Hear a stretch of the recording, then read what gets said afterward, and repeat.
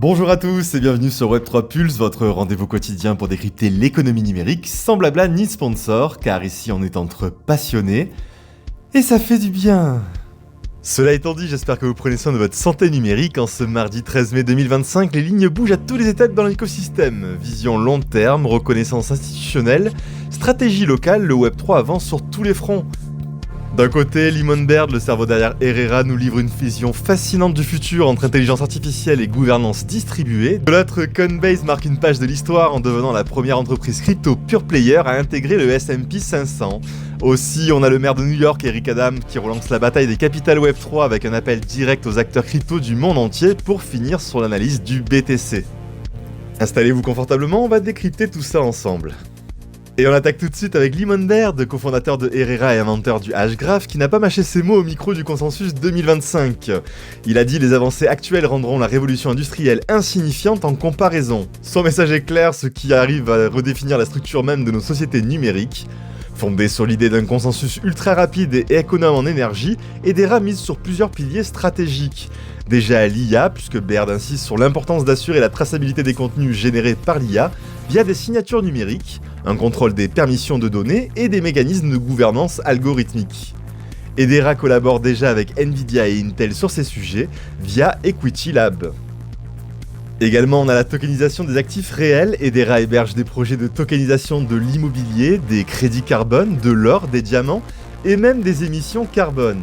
Selon Baird, ce n'est pas les NFT de singes qui comptent, c'est que tout ce qui a de la valeur finira sur un ledger.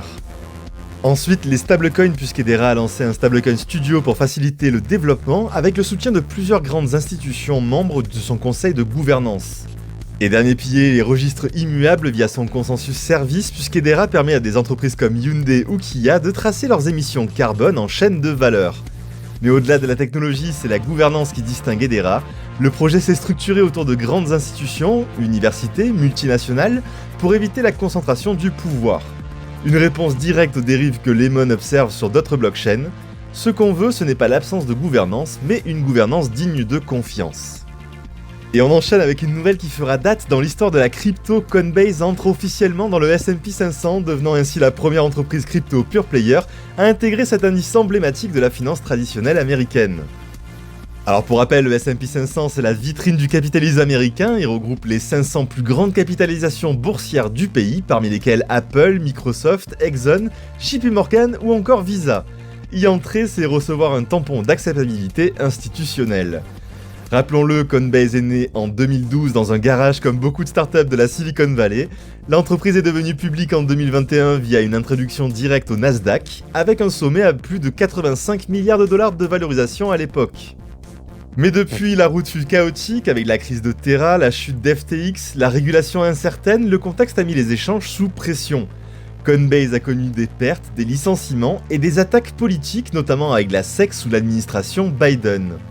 Pourtant, en 2025, la société s'impose à nouveau comme un acteur incontournable, puisque les résultats du premier trimestre 2025, on a 527 millions de bénéfices ajustés et 2 milliards de chiffre d'affaires. Une marge donc d'exploitation solide, en hausse malgré une légère baisse du volume de trading, moins 10%.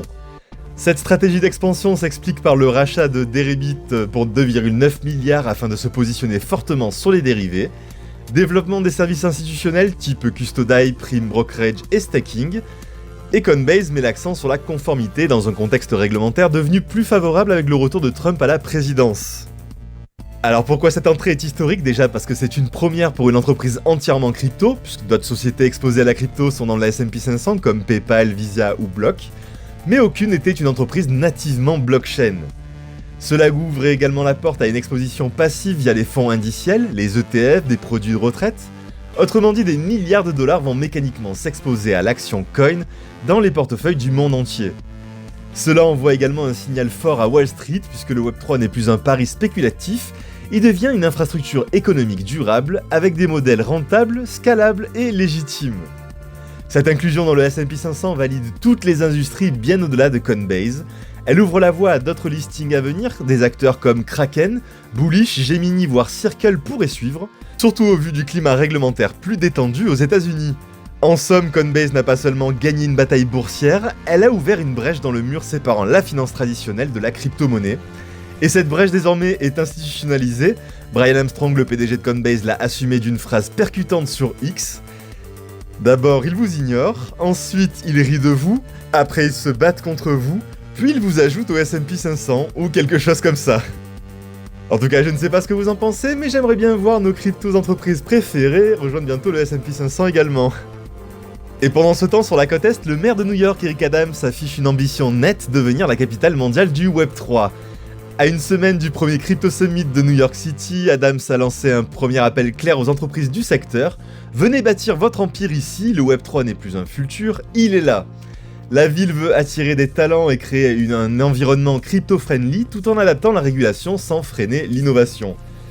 Un pari plutôt osé, Adams plaide pour des régulations équilibrées, dénonçant les excès du passé, tout en réaffirmant l'importance d'un cadre sécurisé. Ce positionnement, très aligné avec le discours récent de Donald Trump, montre que la guerre des places crypto s'intensifie aux États-Unis, et New York, longtemps critiqué pour son BitLicense, veut désormais reprendre la main. On enchaîne avec le Bitcoin, prudence avant le CPI.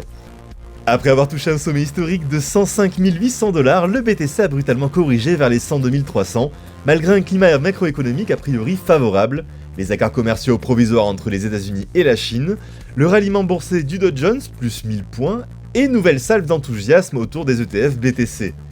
Alors pourquoi cette correction? Déjà plusieurs signaux convergent vers une prise de bénéfices stratégique avant la publication très attendue de l'indice CPI cet après-midi. On a donc deux raisons probables de cette baisse, déjà le dérisking classique avant une publication macro-sensible, celle du CPI aujourd'hui, et un trade deal Trump-Chine déjà pricé sur le marché. Les données Glassnode révèlent une hausse des profit takers et un essoufflement des momentum buyers, puisque le RSI est autour de 11.